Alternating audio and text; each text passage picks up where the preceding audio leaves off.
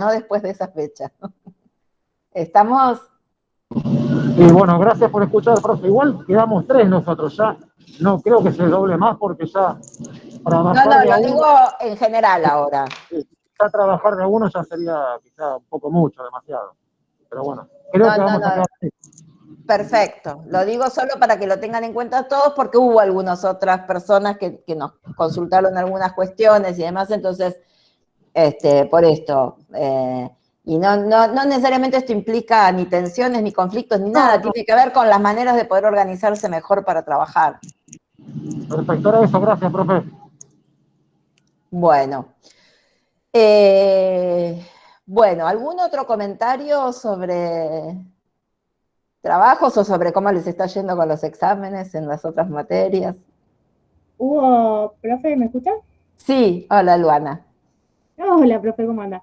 Sí, es muy complejo el tema de los mensajes y que todos lean todo, nada, bueno, eso se hace muy, muy complejo. Pero otra cosa que me resultó interesante es el hecho de que una compañera, por ejemplo, quería que el tema y el problema estén resueltos y esté el ok. Y en realidad esto, ¿no? Que hablábamos siempre de que se construye y que puede volver para atrás. Entonces no va a haber un sí está bien y queda así, definitivo. Es como que no importa, le digo, lo mandamos así y después lo seguimos viendo. Pero ¿qué más hay que ver? No sé, después lo ven. Esa incertidumbre que tiene la investigación es compleja Sí. de manejar, porque uno quiere hacer el tema y problema y que quede así, que sea ese, y hacer la entrevista y que quede, y todo es como que se va modificando. Es esto del diseño flexible, ¿no? Todo el tiempo estamos modificando todo, nada queda así como queda. Y es más, la ansiedad que provoca, o sea, que queremos, bueno, tenerlo y que ya está, que quede así todo prolijito, hermoso, pero sabemos que no, que se va a reformular las cosas. También pensemos, por un lado, eso es cierto, lo que ustedes dicen absolutamente, sobre todo para quienes somos un poco obsesivas, obsesivos, en mi caso también, que queremos que todo quede bonito, cerrado y listo, se hace más difícil de procesar. Pero además de eso, yo creo que también es algo a lo que no estamos muy acostumbrados en educación, porque en general en las materias, digo, distinto es en el mundo laboral y demás, ¿no? Pero en lo que tiene que ver con las lógicas y las dinámicas propias de la educación, estamos muy acostumbrados a que se produce, se evalúa, está bien o está mal, fin, terminó, pasamos a otra cosa, ¿no? Entonces, esta lógica más recursiva de ir construyendo y produciendo, no es la lógica a la que estamos más habituados. Y cuesta. Pero apostemos a eso también, en realidad, porque tiene que ver con esto, cómo son los procesos de aprendizaje finalmente. Son así, o sea, no es que uno hace algo, le dice está bien o está mal, y entonces lo aprende bien de una vez. Es como se va produciendo de a poco. Y en investigación, y en el caso de ustedes, esto pasa por partida doble, pasa porque ustedes también están aprendiendo cómo desarrollar este tipo de actividades y que implica en términos metodológicos, etcétera, y además porque esto pasa en la investigación en general, aún con los investigadores más experimentados. Así que sí. Es así. El tema del formateo en la cabeza, le dice, siempre hago un ejercicio con mis estudiantes que es que ellos generen la pregunta. O sea, doy un texto corto y les digo, bueno, generen las preguntas que tengan. ¿Preguntas de qué? Claro. Cualquiera que tengan. No, pero no tengo ninguna. Les digo, nos reímos siempre con ellos. Digo, están tan acostumbrados a responder que no pueden generar preguntas, pero es impresionante. Creo que de 20 alumnos, 5 lo harán. No pueden hacer un ejercicio de hacer preguntas. Ahora, ¿qué hacemos como docentes, no? Si nuestros alumnos no pueden hacer preguntas. Totalmente. Es interesante ayudarlo. Sí, y ahí en el caso de la investigación pasa algo más, que lo hablábamos, me parece, hace unas clases, que es que en educación estamos muy acostumbrados a que los docentes preguntan lo que ya saben responder, ¿no? Y es en gran medida las preguntas son retóricas porque en realidad son preguntas de control, no preguntas auténticas para construir una respuesta, ¿sí? Que no se tiene. ¿no? Sino preguntas para controlar qué sabe y qué no sabe la otra persona, que no está mal, no lo digo desde un lugar de descalificación, digo que esa es la modalidad de pregunta que está como instalada y la que tenemos más asimilada en todo lo que tiene que ver con procesos educativos, ¿no? Entonces, bueno, correrse a otro lugar que tiene que ver con poder preguntarse sin tener la respuesta, y para pensar las respuestas o para producir conocimiento para responder, también es un ejercicio que es nuevo, que es distinto de lo que habitualmente sucede. Bueno, Cande, ¿querés contar un poco cómo fueron los trabajos, cómo fueron ese primer ejercicio de armar un protocolo? Bueno, dale. Sí, creo que algunos grupos todavía no, hasta cuando yo lo pude ver, no habían podido compartir sus protocolos de entrevista o sus revisiones de tema y problema, lo cual los insto y los estimula a que lo hagan, que prontamente sigue el proceso. Así que está bueno que puedan recibir una devolución nuestra cuanto antes en relación a eso. Yo traje algunos puntos que me parecieron interesantes, que creo que pueden servir en general al grupo.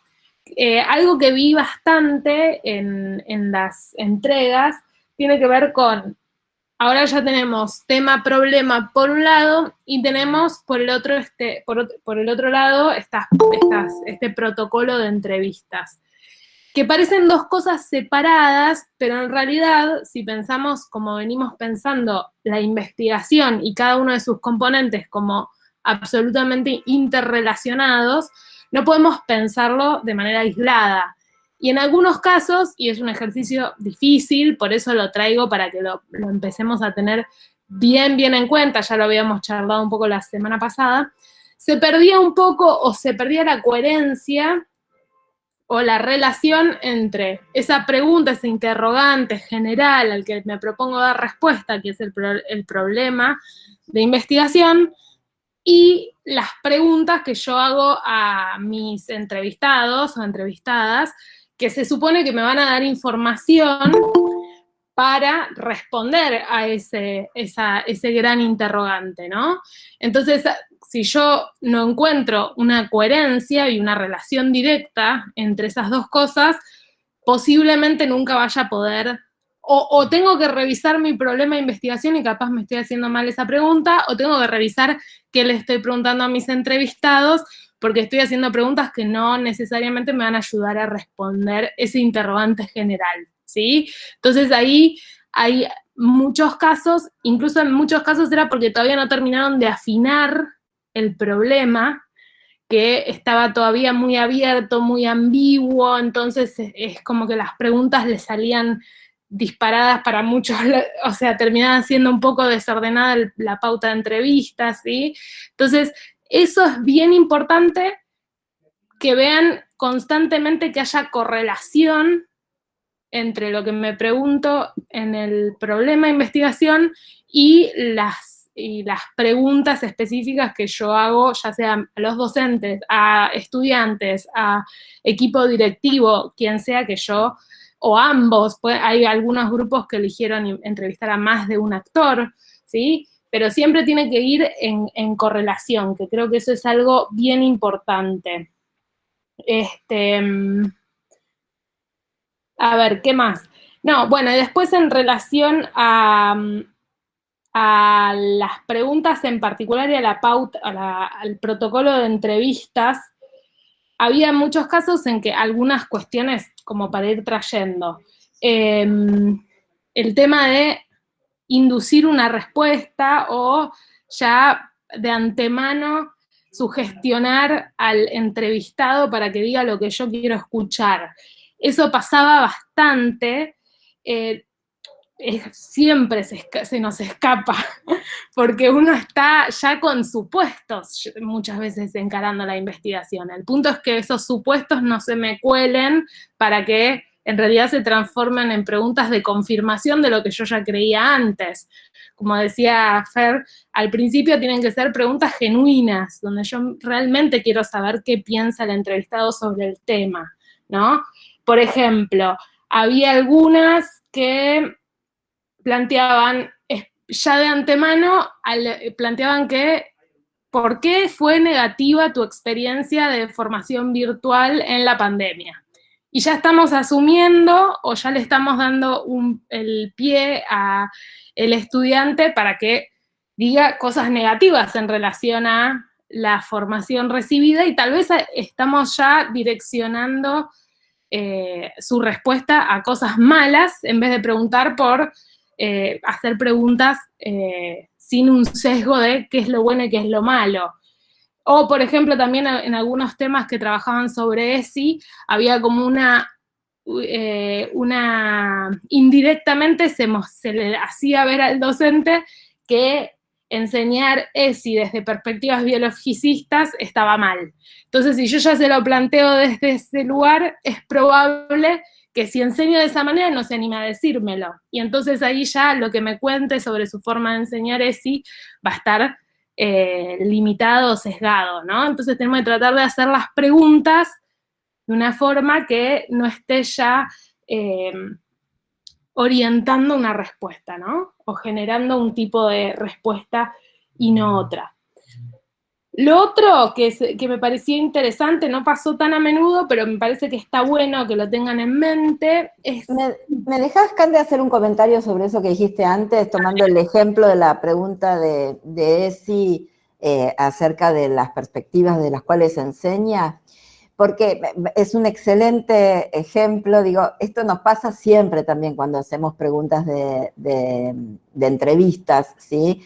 Que se nos filtran efectivamente o nuestros supuestos o nuestras convicciones no en términos de conocimiento, sino nuestras convicciones políticas, las perspectivas que tenemos en términos pedagógicos, políticos, sociales, etcétera, ¿no? El tema es pensar que para no, digamos, si lo que queremos es abordar desde qué perspectivas los docentes están enseñando o trabajando la ESI, tenemos que abrir el juego efectivamente, conocer esas distintas perspectivas, independientemente que nosotros acordemos con ellas o no. Y eso no quiere decir avalar esas otras perspectivas, ¿sí? Sino poder conocer cuáles son, para poder después generar un análisis sobre eso, donde en ese análisis podemos también traer algunos aspectos que tienen que ver con nuestras propias perspectivas, pero en función también de ciertos, por ejemplo, marcos normativos o marcos regulatorios orientados en un cierto sentido, y además cómo, en todo caso, ese conocimiento permite después sí acciones sociales, de política pública, de otros ámbitos, para incidir. Si nosotros no conocemos, supongamos que efectivamente haya una primacía, no me animaría a decir, por ejemplo, en provincia de Buenos Aires, en Ciudad de Buenos Aires, pero dependiendo de las instituciones que abordemos, probablemente sí, y dependiendo de las provincias también probablemente sí, haya una perspectiva biologicista mayoritaria en algunos docentes en cómo abordar la ESI, ¿no? Sin embargo, necesitamos conocer cuál es esa realidad para después poder, en todo caso, en otros ámbitos y desde otros lugares, intervenir allí. Entonces, insisto, quiero recalcar esto que traía Cande, porque además es algo que nos pasa muy a menudo a los investigadores, es tener mucho cuidado en estas cuestiones, ¿no? Que es, cuando estamos preguntando no para evaluar, no para controlar, no para relevar en términos de esto, de control o evaluación, sino para conocer efectivamente cómo es, aun cuando ese como no es, no sea lo que creemos que debe ser, ¿sí? Sino que es abrir todas las posibilidades de cómo puede ser. Y después estarán los análisis que se construyan, y bueno, y más allá de la investigación, las posibilidades de intervención, de disputa, de debate, etcétera. ¿Está? Totalmente. Y es algo con lo que uno constantemente va a tener que estar siempre con el ojo crítico, tratando de encontrar esas cositas que se nos filtran y que tenemos que evitar al máximo, aunque siempre algo va a estar de nosotros y de nuestra posición, y necesariamente desde el enfoque crítico, pero por lo menos que no estemos obturando lo que el otro o la otra persona quiere decir. Bueno, la otra cuestión que me parecía interesante traer es que en algunos casos me daba, en algunos protocolos de entrevistas, me parecía que se estaban preguntando cosas al informante equivocado. No sé si me explico.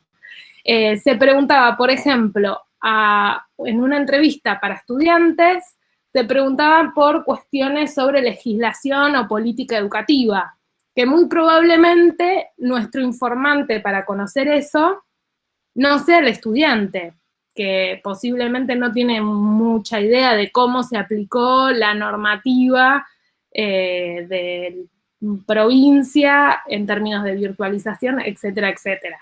¿Sí? Entonces hay algo de qué le estoy preguntando y a quién le estoy preguntando que siempre tenemos que tener en cuenta, porque no vamos a poder obtener información interesante si le preguntamos al actor equivocado, al interlocutor equivocado.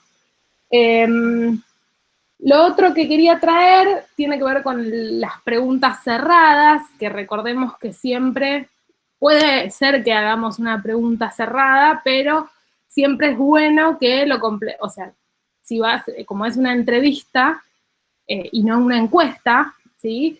La idea es ver qué sentidos tiene la persona que estoy entrevistando en relación a eso que yo pregunto, ¿no? Que me responda sí, no. Si no, estamos usando un recurso o una herramienta que implica mucha energía, tengo que pautar una entrevista, tengo que hacer un encuentro presencial, o en este caso virtual, grabar, desgrabar, mucho trabajo para que me responda sí o no, cuando esa es información que me podría dar una encuesta, por ejemplo, ¿sí?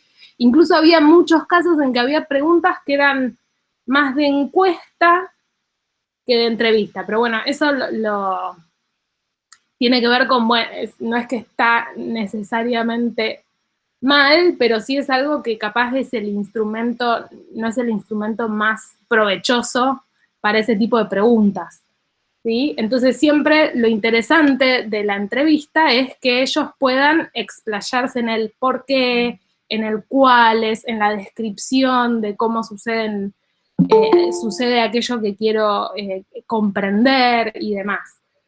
Eso me parecía también importante decir. Y lo último que quería traer, tiene que ver con las preguntas, la claridad de lo que quiero preguntar, no solo para mí, sino para aquella persona a la que le estoy preguntando, ¿no? Que a veces uno utiliza palabras que son en realidad conceptuales. Por ejemplo, si yo le pregunto a un docente, tal vez puede ser un docente joven o un docente con mayor antigüedad en el cargo y demás, le pregunto por perspectivas de género, cómo la incluye en su currícula, y tal vez es algo que la persona a la que me refiero no conoce, o estoy asumiendo, se transforma en algo no comprensible para el interlocutor que me tiene que responder, o la forma en que lo redacto es poco clara, no sé a qué fenómeno estoy. Tiene que haber algo de la pregunta sencilla para que en una conversación se pueda responder, y pensando en a quién le estoy haciendo esa pregunta y qué conocimientos tiene o no tiene sobre la temática. Entonces hay algo de cómo yo redacto esa pregunta para que, o incluso había casos en que la pregunta era muy amplia, entonces los entrevistados podían responderla desde algo que realmente me interesa en la investigación, como cualquier otro tema vinculado a otras cosas. Entonces, si yo no hago con claridad la pregunta orientada a aquello que efectivamente, o bien encuadrada en lo que me interesa conocer, le falta información, le falta coherencia y demás, el entrevistado posiblemente le va a ser muy difícil contestar o nos va a contestar algo que no nos sirva, entre comillas, a los usos de nuestra objeto de estudio, o sea, lo que queremos investigar, ¿sí? Eso era un poco los puntos que me había anotado para que tengamos un poco en cuenta. Igual todos tienen y van a tener su evolución personalizada cuando no esté caída la página, pero mientras tanto para que todos estemos más o menos en la misma página. Bien. Bueno, no sé si quieren preguntarle algo a Cande o quieren comentar alguna cuestión, cómo les resultó, qué dudas les generaron esto de empezar a pensar el protocolo de entrevista.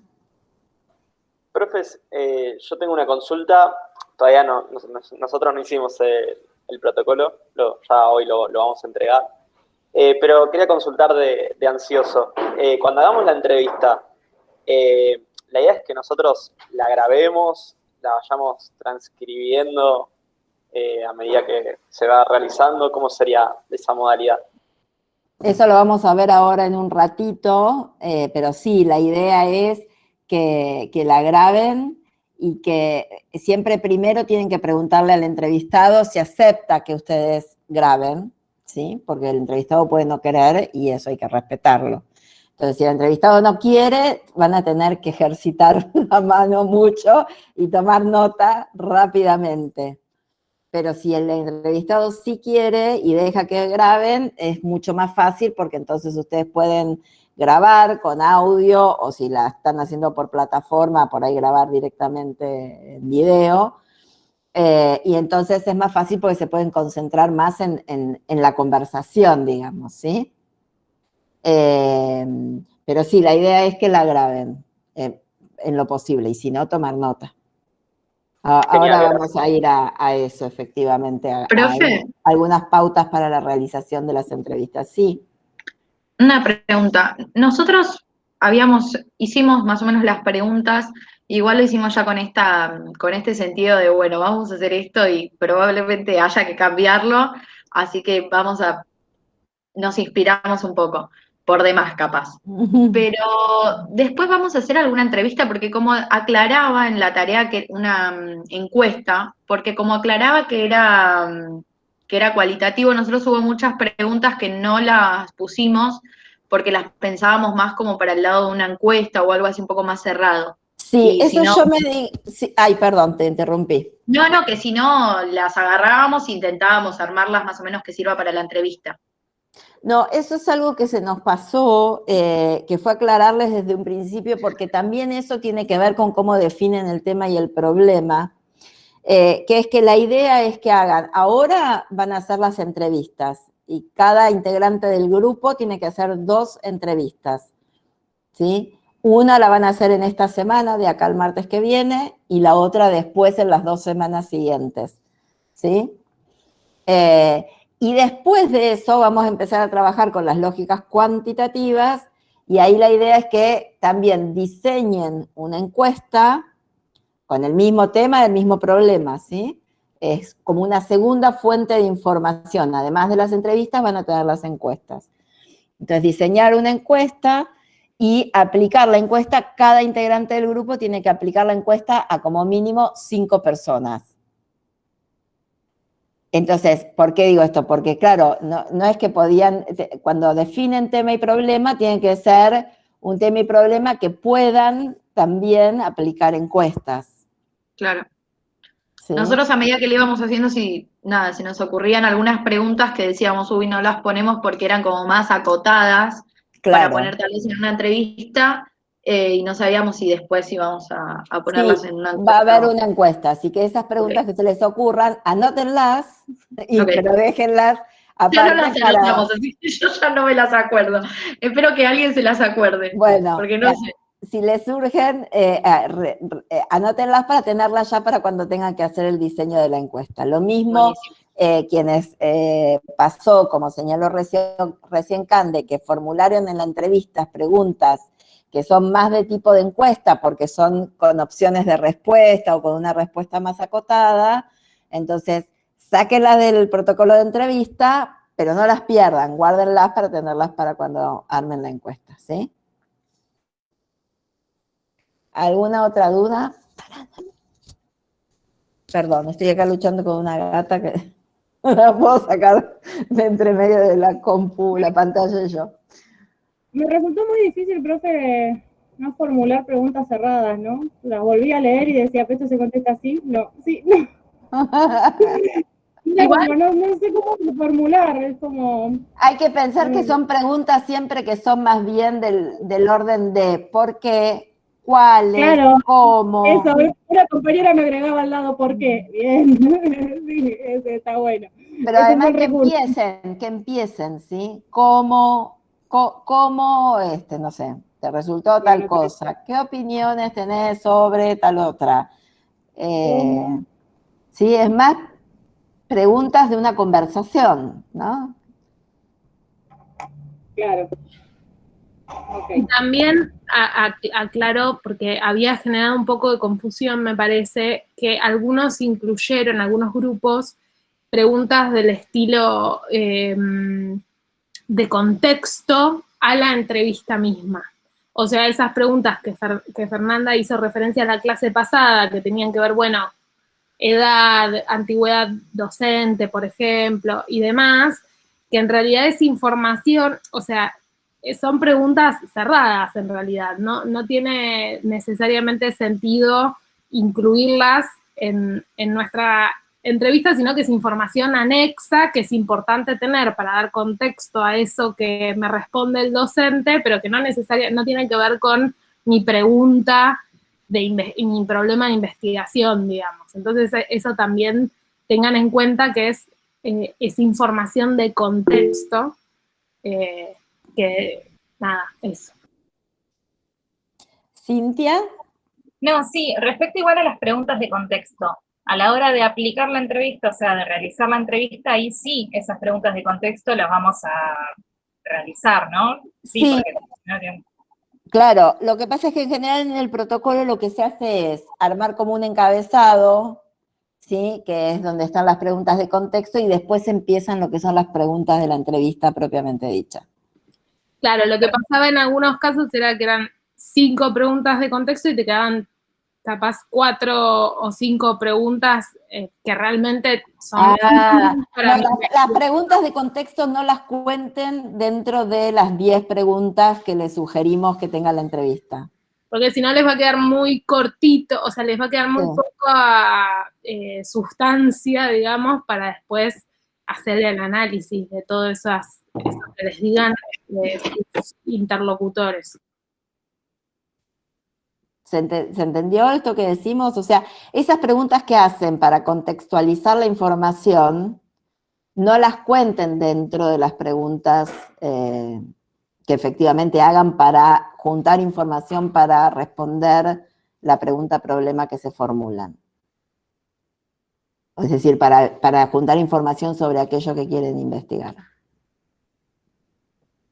Yo eso lo resumí arriba en un encabezado que decía, se entrevista al docente de la materia tal, del año tal, de la universidad, o sea, dejé puntitos, ¿no? Porque es lo que le vamos a preguntar, es cómo llenar esos espacios. Sí, puede ser así también. En general lo que se hace es poner así como un encabezado donde pones esos ítems como un formulario a completar, ¿no? Nombre, bueno, nombre no, porque no se pide nombre. Olvidás de preguntarlo después. Sí, no, por eso, se pone así y se va completando en el momento que lo vas preguntando. Materia que enseña, años de antigüedad docente, no sé qué, como ítems a preguntar y a completar, y después empiezan las preguntas, que además estos son preguntas mucho más abiertas, ¿no? No, y yo también lo preguntaba en función de que, obviamente, pensando en la investigación que nosotros estamos planteando, pero también pensando en otras. Obviamente no es lo mismo, no sé, preguntarle a un docente, entrevistar a un docente que tiene 25 años de antigüedad que uno que tiene 5, a un docente que da, no sé, nosotros estamos haciendo esta investigación relacionada a la ESI, a una docente o un docente que esté dando una materia relacionada directamente con la temática que a un docente o una docente que no. Totalmente. Entonces, pensando en función de que es una información también súper valiosa para poder analizarla después. Totalmente. No, y además que, por ejemplo, una docente o un docente que se graduó hace poco como docente, probablemente en su propia formación docente tuvo contenidos de ESI. Mientras que un docente con muchos más años puede ser que haya tenido instancias de formación posterior, de capacitación, desarrollo profesional, pero seguramente no tuvo contenidos de ESI en su formación inicial. Entonces, tener idea de, por ejemplo, cuándo se graduó, cuántos años tiene como docente, etcétera, es un dato que puede ser importante para analizar después la información. ¿Sí?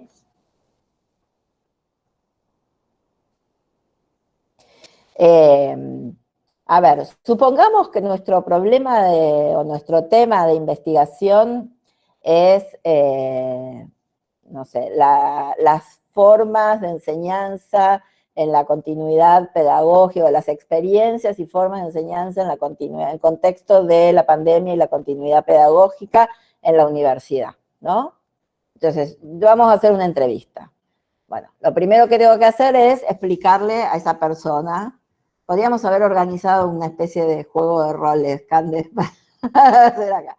Pero bueno, lo primero que vamos a hacer es explicarle, bueno, esto es una entrevista que le vamos a hacer en el marco de una investigación que estamos desarrollando, por ejemplo, como un trabajo de una materia de la carrera de educación que estamos cursando,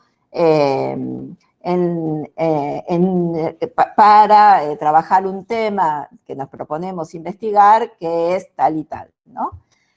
Bueno, lo primero que te voy a preguntar son algunos datos que necesito saber para poder, o no hace falta para nada, algunos datos que necesito saber. ¿Cuántos años hace que sos docente? ¿Qué carrera de base o qué formación inicial tuviste? ¿Qué profesorado hiciste? ¿Qué materia enseñás ahora en las escuelas en las que trabajás? ¿En cuántas escuelas trabajás? Bueno, por ejemplo, supongamos que con eso me es suficiente, ¿sí? Y después empieza la entrevista. Entonces, yo puedo empezar preguntando, no sé, ¿qué fue? Por ejemplo, puede ser que una de mis preguntas sea ¿cómo la afectó? Una pregunta súper abierta, ¿cómo la afectó la situación de la pandemia y de qué manera cree que eso modificó sus formas de enseñanza? A veces, hacer una primera pregunta muy abierta permite que el entrevistado se sienta como a sus anchas, porque siente que puede hablar de lo que quiera. Y después vamos como acotando más qué cuestiones queremos preguntar o profundizar a partir de eso que sale, ¿no? Entonces podemos empezar preguntando algo así. Bueno, ¿cómo sentís vos que te afectó la situación de la pandemia en las maneras en que vos tenés de enseñar? Dejamos que hable, ¿no? Bueno, ¿y hay cosas que vos sentís que siguieron igual, que no se modificaron, a pesar de que haya cambiado y se haya pasado una enseñanza a distancia? ¿Y qué cuestiones fueron las que más te cuestionaron tus formas de enseñanza?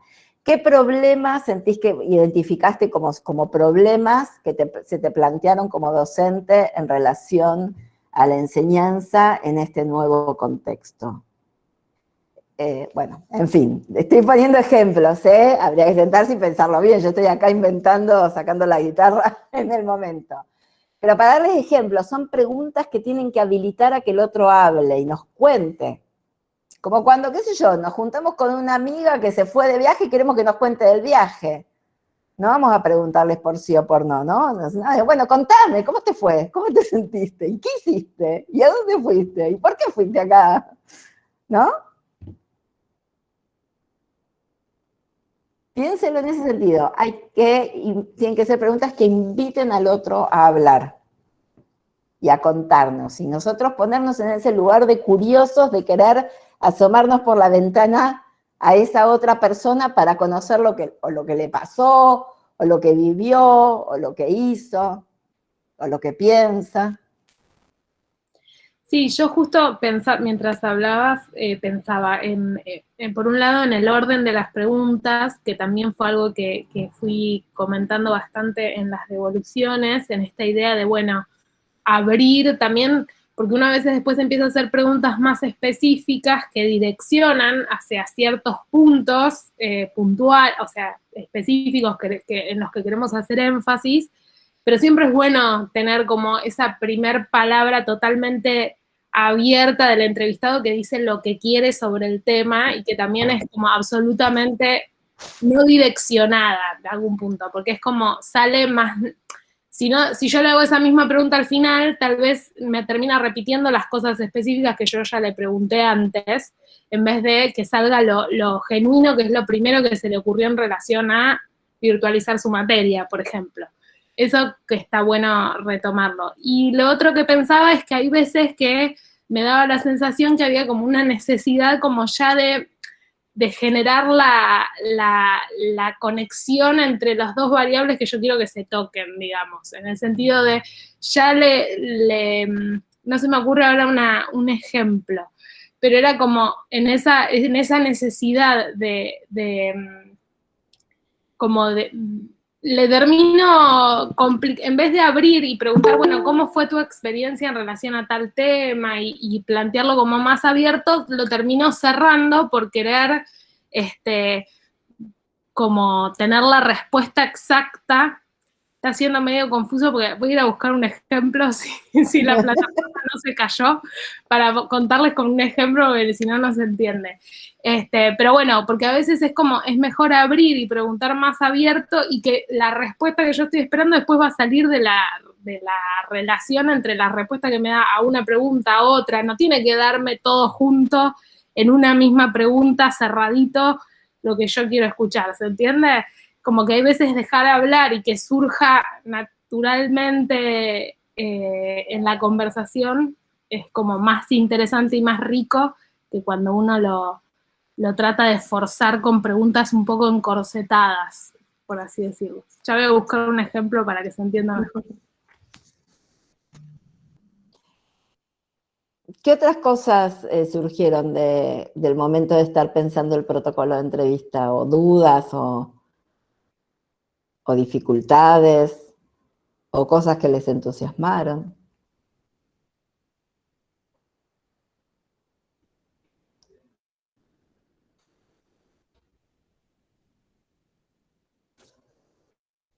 ¿Nada?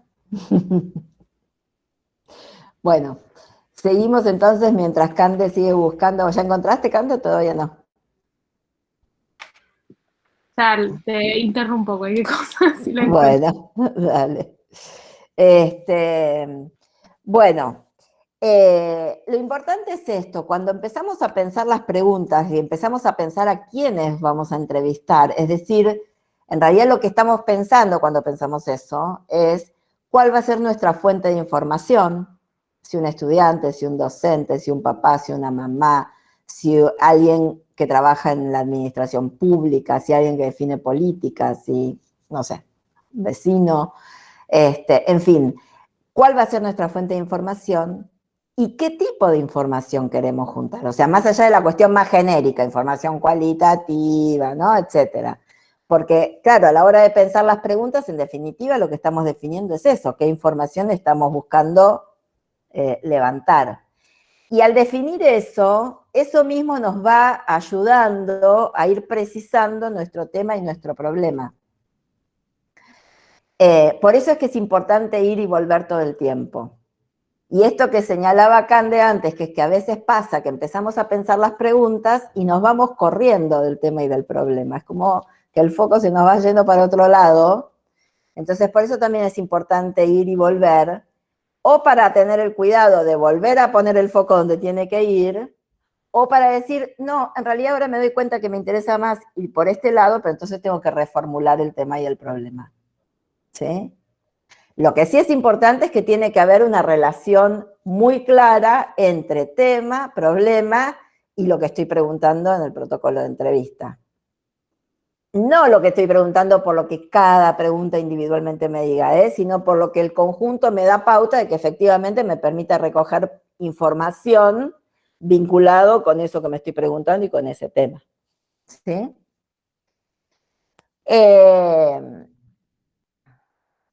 Y acá quiero hacer además otra aclaración, que es que en una investigación normalmente existe siempre lo que se llama una etapa exploratoria. ¿Qué quiere decir esto? Una, como investigadora, define un tema, formula una primera versión del problema y luego, primera cuestión, sale a leer bibliografía sobre ese tema y ese problema. En realidad muchas veces antes ya se leyó bibliografía y vuelve a buscar bibliografía de lo que ya hay investigado. Entonces, una de las cuestiones que a ustedes no les pasa ahora, porque es un ejercicio lo que estamos haciendo, etcétera, es que uno no llega a definir un tema y un problema sin estar muy empapada de eso, ¿sí? Y empapado quiere decir en el sentido de tanto de lecturas como de haber ido pensando un montón de cosas sobre eso a medida que iba leyendo lo que otros analizaron, investigaron sobre ese tema, ¿no? Y por otro lado esto, que se hace como una primera etapa exploratoria, esto es que por ahí se hacen algún par de entrevistas, o algún tipo de indagación, o algún relevamiento documental, y dependiendo del tema que se busque trabajar, pero alguna primera exploración sería, ¿no? En ese tema, que me ayuda a volver sobre tema y problema para ir afinándolo y ajustándolo. ¿Sí? Con lo cual, cuando se llega el momento de diseñar un protocolo de entrevistas o una encuesta, hay todo un trabajo muy grande previo hecho de exploración en el campo, de lecturas, etcétera, para llegar con un tema y un problema mucho más sólido. Nosotros todo eso no lo estamos haciendo, pero bueno, porque no nos darían los tiempos tampoco del cuatrimestre y eso no quita que igual sea interesante y válido hacer este ejercicio. Aclaro esto porque si bien siempre pasa que cuando se piensan los protocolos de entrevistas se vuelve sobre el tema y el problema, en el caso de ustedes esto aparece mucho más fuerte porque no está este proceso previo, ¿sí? Bueno, pautas para la realización de las entrevistas. Esta semana, como les dijimos, tienen que hacer una entrevista. Esta semana va a ser movidita. Tienen que hacer una entrevista y una actividad, de la que vamos a hablar después. La entrevista, movidita de cosas, pero todas esas cosas no necesariamente son muy demandantes en términos de los tiempos, ¿sí? Sino de dedicarle algo a hacerlas. Pautas para la realización de las entrevistas. Bueno, por supuesto tienen que terminar de definir el protocolo.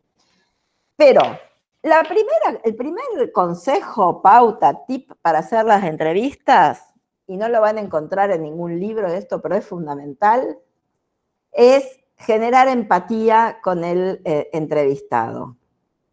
Ponerle onda al tema, digamos. Es decir, ustedes llegan y se sientan, bueno, acá no van a llegar, la van a hacer o por teléfono o por Zoom, Meet o lo que sea, ¿no? Pero quiero decir, se enfrentan con alguien y esa situación es una situación en general al inicio de entre timidez y tensión, porque el otro se está viniendo y no sabe qué es lo que ustedes le van a preguntar y no sabe si por ahí le preguntan algo que lo deja incómodo o que no puede responder. Muchas veces porque estamos acostumbrados a que cuando nos van a preguntar algo es porque nos están evaluando a ver qué sabemos y qué no sabemos. Entonces el otro siente que, y por ahí me pregunta algo y yo no sé, y voy a quedar como una bruta porque no sé responder lo que me pregunta, ¿sí? Entonces, siempre la persona entrevistada está tensa, aunque sea el amigo de toda la vida de una, ¿sí? Y una también está tenso, porque no es natural la situación de la entrevista. Entonces, es como un momento así como medio extraño. Está bien, vamos solo a conversar, pero no es una conversación que sea naturalmente, sino que es artificial y forzada. Entonces, la primera cuestión es como poder generar un clima de confianza, que el otro se sienta cómodo, que no sienta que uno está controlando a ver cuánto sabe y cuánto no sabe, ¿sí? Ese es como el primer punto a lograr.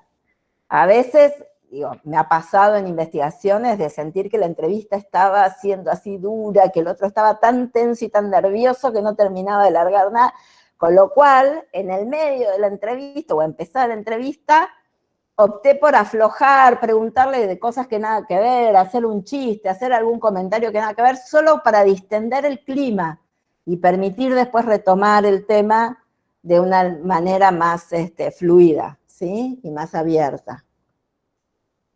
Entonces, esa es la primera y el principal consejo, porque nosotros necesitamos que esa otra persona se sienta cómoda para hablar. Cuanto más cómoda se sienta para hablar y más hable, más material nos da. Lo que la otra persona va a hacer cada vez que hable es darnos información, y la información es nuestro material de trabajo en la investigación. Entonces, cuanto más tengamos, bueno, más elementos para trabajar tendremos después, ¿sí? Voy a compartir pantalla. ¿Se acuerdan que la semana pasada subimos un documento de aportes para la realización de las entrevistas? Ese documento, no sé si lo miraron, pero tenía por un lado algunos tips para el diseño del protocolo de la guía de entrevista y luego para el momento de hacer la entrevista. Entonces vamos a mirar un poco qué es lo que dice ahí, ¿sí? Primero, antes de empezar con las preguntas, realizar una breve presentación. Hay redundancia acá, bueno. Una breve presentación donde se presenten ustedes, comenten cuál es la finalidad de la entrevista y en el marco de qué trabajo la están realizando y cuál es el tiempo estimado que durará la entrevista. Esto es una cuestión de respeto con el otro, o sea, si el otro nos va a brindar sus opiniones, sus saberes, su experiencia, lo menos que podemos hacer nosotros de nuestra parte primero es decirles para qué vamos a usar eso que nos va a brindar, ¿sí? Y cuánto tiempo le vamos a estar ocupando. Segundo, también antes de comenzar con las preguntas es imprescindible que le aseguren al entrevistado anonimato y confidencialidad en sus respuestas. Esto significa tanto, ¿por qué? Porque no podemos exponer al otro con lo que vamos a hacer. Y a veces es exponer realmente, sea porque son cuestiones personales, o sea porque son cuestiones laborales en las que podemos poner a esa otra persona en una situación complicada. Entonces, y además el anonimato se garantiza no solo para proteger al otro, sino también para asegurarnos que la información que nos la dé con la mayor apertura posible y sin sesgos, ¿sí? Que no esté buscando respondernos ciertas cosas porque no quiere que sepamos otras para protegerse. Entonces, garantizar el anonimato es también garantizarnos mayores posibilidades de información. Entonces, tenemos que garantizar el anonimato. Tener que garantizar el anonimato es decírselo al entrevistado, pero también tener el cuidado, primero, de no preguntarles nosotros, mientras estamos grabando, cuál es tu nombre y tu apellido, o, no sé, datos que permitan identificar a la persona. Por ejemplo, si le preguntamos de qué materia dicta, en qué año la dicta, cuál es el nombre de la escuela y en qué distrito está, con eso podemos identificar a la persona. Entonces, por ahí no hay que pedir todo eso. Y por ahí no hace falta el nombre de la escuela. Con saber si es una escuela estatal o privada, o de gestión social, y si la escuela, no sé, el tipo de población que atiende, pero no necesitamos el nombre. Eso quiere decir, lo van a ir regulando, ¿sí? Esto ya está subido en el campus. Pregunta Cintia si está en el campus. Está subido en la semana anterior. El documento. Entonces, hay que garantizar anonimato y hay que garantizarlo en todos los sentidos, diciéndoselo al entrevistado, cuidando esos datos específicos que preguntamos y también luego cuidando, cuando guardamos esa información en nuestra computadora, no guardarla con el nombre y el apellido del entrevistado y también cuando, por ejemplo, vuelquen esta información en el trabajo que entreguen a fin de la cursada, nunca pongan el nombre y el apellido de la persona que entrevistaron, ¿sí? Lo que se hace cuando se toman, por ejemplo, en publicaciones o o cuestiones así.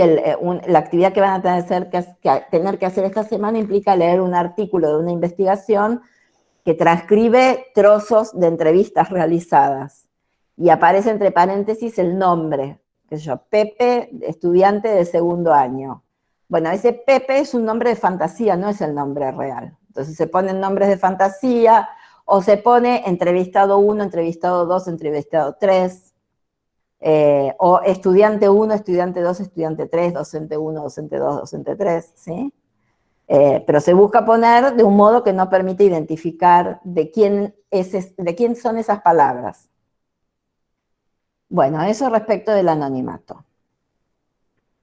Tercero, den un espacio al entrevistado para que se presente. En ese momento, ustedes también pueden sugerirle qué información les interesa conocer sobre él o ella. Cuánto tiempo hace que trabaja en esa escuela, o que es docente, qué edad tiene, en cuántas escuelas trabaja. Esto es lo que hablábamos de la información de contexto. Esto ayudará a que la presentación no se vuelva demasiado larga y que les sirva a ustedes para recoger información que consideran sustancial para su investigación. Es importante pensar bien qué información es la que precisan, no para conocer al entrevistado, sino para poder analizar luego el conjunto de la entrevista en relación con su problema de investigación. Esto manéjenlo. A veces viene bien decirle, bueno, te pido que empecemos, querés presentarte, contarme un poco qué es en qué vos trabajás, qué es lo que haces, etcétera, y dejarlo que hable. A veces es mejor directamente preguntarle cada una de las cosas que queremos preguntar. Eso lo van manejando ustedes en función de cómo esté el clima en ese encuentro, ¿sí? Siguiente punto, cuarto, busquen generar empatía con el entrevistado. Esto es lo que les decía antes, cuanto más cómoda se sienta para hablar y compartir sus perspectivas, opiniones e informaciones, mejores resultados tendremos. Quinto, darle tiempo al entrevistado a pensar cuando lo necesita. Y también darle tiempo para responder, dejarle hablar. Muchas veces es en esos momentos en los que el entrevistado se larga a hablar donde conseguimos los datos más interesantes para nuestra investigación. ¿Sí?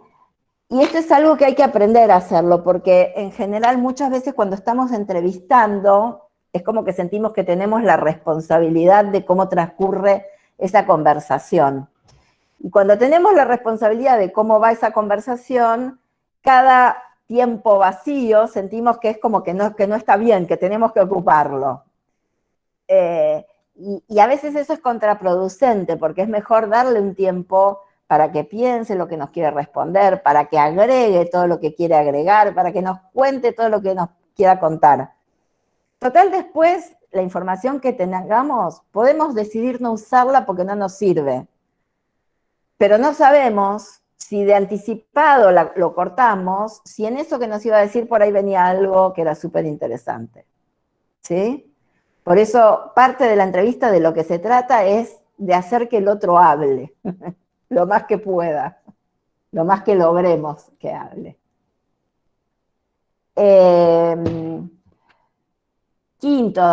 Sexto, tengan siempre en cuenta la posibilidad de la repregunta, es decir, de indagar un poco más en lo que el entrevistado nos va respondiendo. Este es el último tip, y es central también, sobre todo en este tipo de entrevistas, lo que llamamos semiestructuradas, es decir, entrevistas que ustedes van con un protocolo, una estructura, pero que después pueden manejarse con flexibilidad y pueden repreguntar. Y la repregunta es muchas veces donde mejor información obtenemos. ¿Qué es la repregunta? Esto es cuando nosotros hicimos una pregunta y en lo que nos cuenta en la respuesta el entrevistado nos da algún dato bien interesante que nos viene bien indagar un poquito más, aunque nosotros no lo tengamos en el protocolo de preguntas, de entrevista.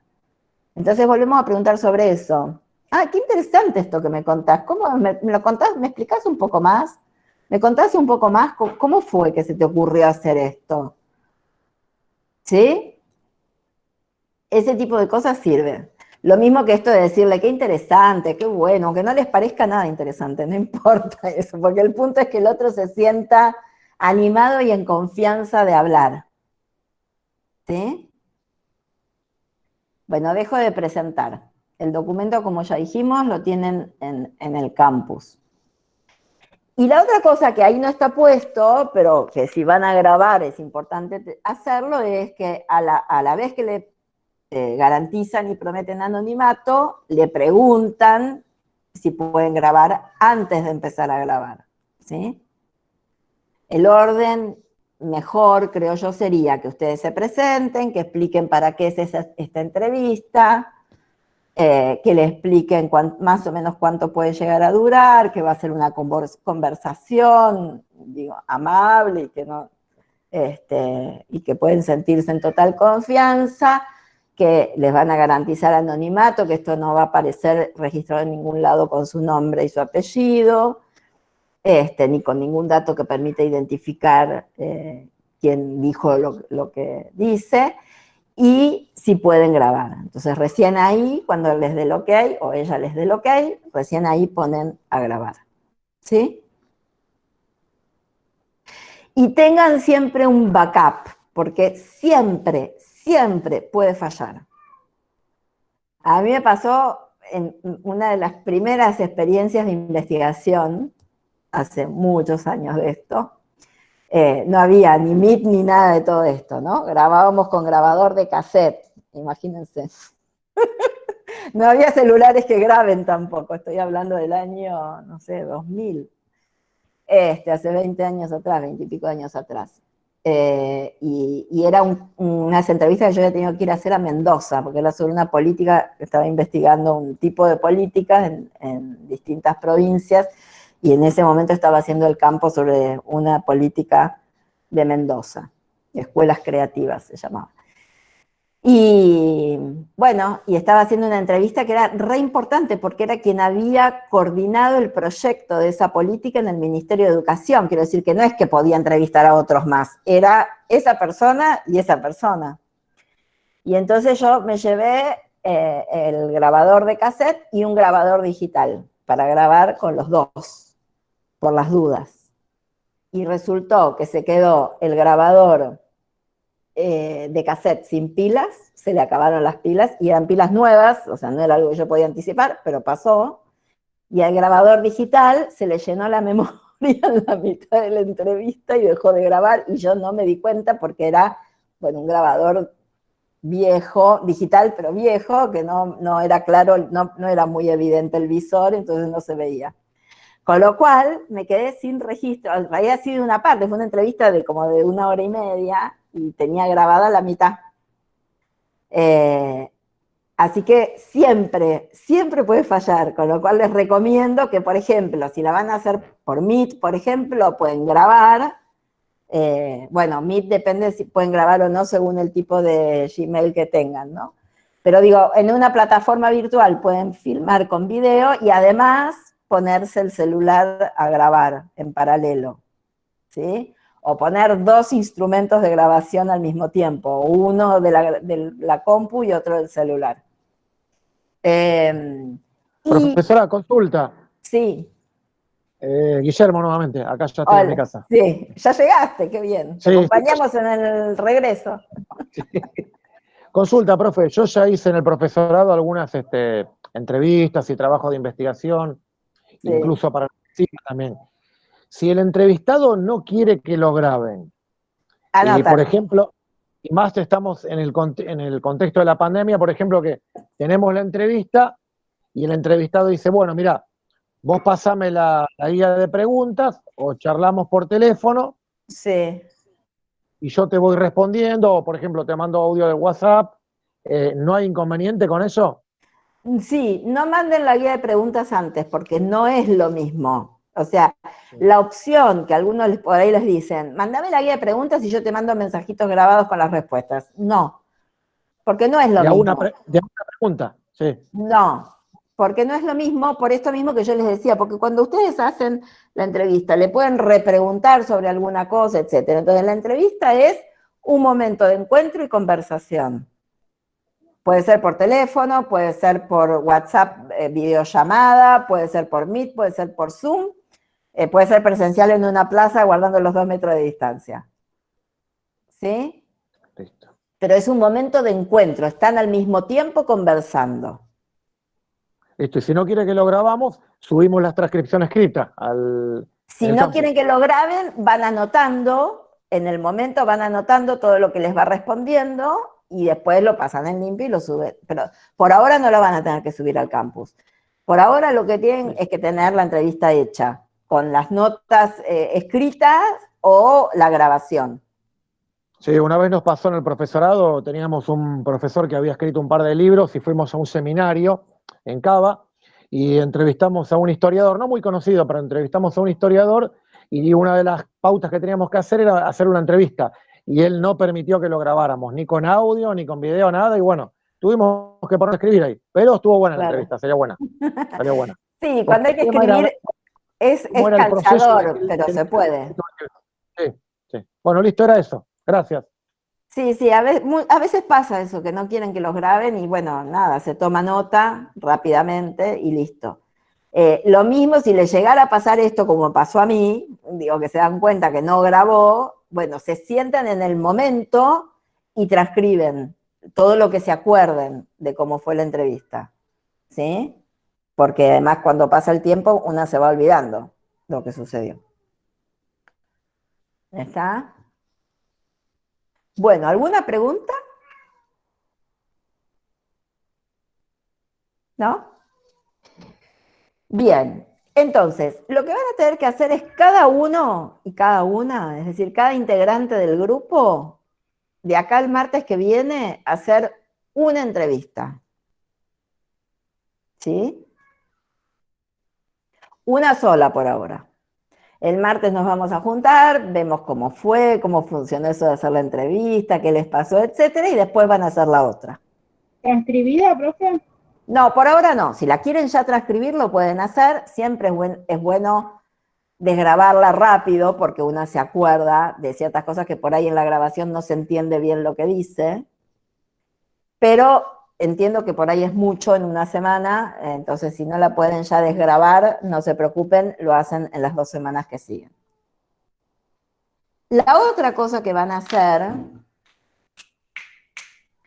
es una actividad, que es el análisis de una investigación que llevaron adelante 2 colegas, Susana Yo y Paula Montesinos, y que salió publicada. Es una investigación que se hizo en el ámbito del Ministerio de Educación de la Nación hace ya varios años y que salió publicada en un cuaderno. Ay, perdón, Cande, estabas poniendo algo. ¿Querés contar? No, porque surgió por el chat que existen aplicaciones que son más sencillas para desgrabar.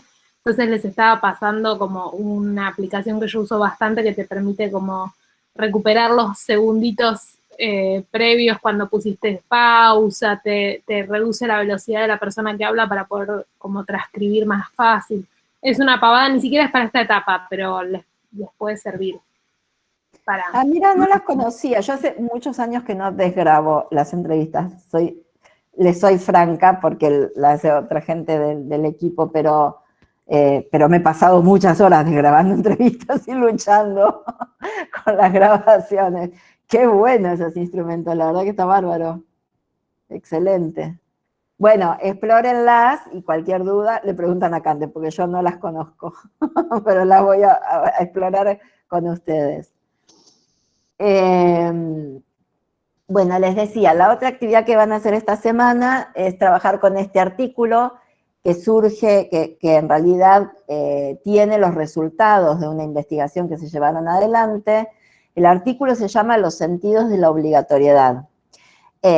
Y surge, es una investigación que hace el equipo de investigación del Ministerio de Educación de la Nación después de la sanción de la Ley de Educación Nacional que instaura la obligatoriedad de la escuela secundaria.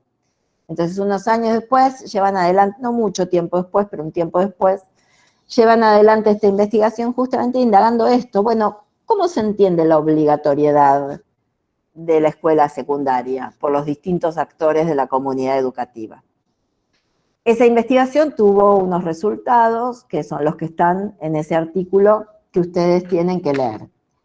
La idea es que lean el artículo primero. A mí es un artículo que me parece muy interesante como artículo, y la investigación me parece que es bien interesante para ser analizada. Y lo que les pedimos es eso, hacer un análisis de esa investigación, reconstruyendo los principales componentes de lo que hemos visto ya, ¿no? De cuáles son los componentes de un proyecto de investigación. Entonces, les pedimos, yo cerré el cuadro, podríamos haberlo compartido. Yo lo tengo acá si querés. Dale, compartí pantalla, ¿podés? Dale. Los vamos a organizar, mientras Cande comparte pantalla, les cuento esto. Como son muchos grupos, los dividimos en 3 grupos de grupos. Es decir, va a haber 3 documentos al mismo tiempo iguales, y 6 grupos van a trabajar en uno, 6 grupos van a trabajar en otro, 6 grupos van a trabajar en otro. Eso lo van a encontrar cuando entren en el aula virtual, según el número de grupo en el que estén, en qué documento les toca trabajar. Pero el documento es el mismo, ¿sí? Es solo para que no queden unas tablas imposibles porque hay mucha gente metiendo mano. Entonces, ahí tienen un ejemplo. Leer porque a mí me queda muy chiquito, Cande, y no veo nada. ¿Me están escuchando o estoy silenciada? No, te estamos escuchando. Ahí va, porque no puedo mirar. Sí, la primera columna dice identificar algunas de las preguntas de investigación que guiaron a las autoras. En la segunda columna, cuáles son las hipótesis previas que tienen las autoras, de qué supuestos parten. Después se pide que identifiquen el objetivo general, qué lugar ocupa la teoría en el artículo citado, en qué aspectos del mismo se hace más presente. Esa sería la cuarta columna. La quinta pregunta, ¿aparece en el artículo el estado del arte o el estado de la cuestión? Si consideran que sí, ¿en qué parte del mismo aparece? Después se les pregunta cuáles son las fuentes de información que utilizaron las investigadoras. En cada caso aclaren si se trata de fuentes primarias o secundarias. Y la última columna les pregunta cuál es la empiria de esta investigación, cuál fue el trabajo de campo que llevaron a cabo las investigadoras para conocer esta empiria. Cuando les decimos, donde pide, por ejemplo, en qué parte del artículo aparece más la teoría o en qué parte del artículo encuentran algo parecido al estado del arte, es para que digan en el apartado, en el subtítulo tal, ¿sí? No es que tienen que estar reconstruyendo gran cosa, es dónde identifican esto dentro del artículo. Es decir, que lo que tienen que ir completando no son cosas extensas, es poder identificarlas dentro del artículo que sería en la investigación. Y una aclaración, como ya lo dijimos antes, la idea, cada grupo va a completar un renglón, o sea que cada grupo va a tener que responder cada uno de esos ítems. Pero vale mirar lo que respondieron otros grupos. No con la idea de nos estamos copiando, sino todo lo contrario, cómo uno va aprendiendo también de lo que los otros hacen. Entonces es también pensar en los criterios por los cuales defino que si me voy a copiar, me copio de este, ¿sí? Es decir, lo digo graciosamente, pero en el sentido de que, bueno, si ustedes deciden que lo que tal grupo puso en la segunda columna está bueno, y quieren poner eso mismo, lo pueden hacer, porque hay algo de cómo se juega, hay una comprensión de ese tema para definir que eso que puso ese grupo está bueno y que les interesa apropiárselo en un buen sentido, ¿no? En un sentido cognitivo de eso que produjeron. Del mismo modo que también pueden contestar discutiendo con los que dicen otros, ¿no? Y dicen, bueno, para nosotros acá las cosas son así, aunque disentimos con tal otro grupo que puso tal otra cosa. ¿Está? Entonces, ¿cuál es la idea? Cada grupo va a contestar todos los ítems. Y después van a tener una tabla que van a poder comparar vamos a poder comparar qué puso cada grupo en relación con cada uno de los ítems, no para mirar cuál está mejor y cuál está peor, sino cómo se arma ahí un universo de preguntas, de respuestas posibles y de análisis posibles sobre una investigación. ¿Está? Esta semana tienen más actividad que hacer, pero no hay lecturas, no hay ninguna bibliografía obligatoria, ni hay audios tampoco. Entonces, lo único que sí tienen que leer es el artículo y después ir poniendo lo que va en el cuadro en cada casillero. De modo que no es algo que debiera, salvo el tiempo de lectura del artículo, no es algo que debiera llevarles mucho tiempo, porque no son cosas complejas, no es que les estamos diciendo reconstruyan algo, es buscar en el artículo dónde está eso que se pregunta, pero identificarlo también, ¿no? Y luego, por supuesto, hacer la entrevista con los ajustes que tengan que hacer del protocolo en función de las devoluciones que reciben. ¿Está?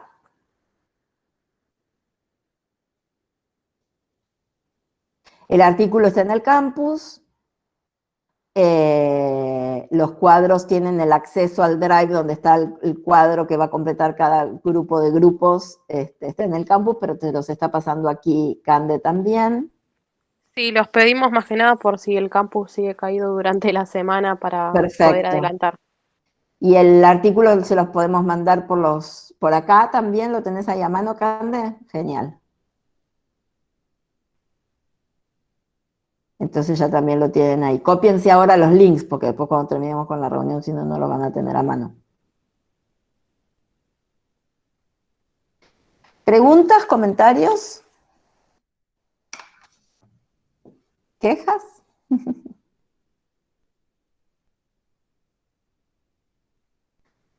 Bueno, ¿estamos entonces? Nos vemos el martes que viene con los cuadros completos y una entrevista hecha. Todas las dudas que les surjan, tanto en la reformulación de temas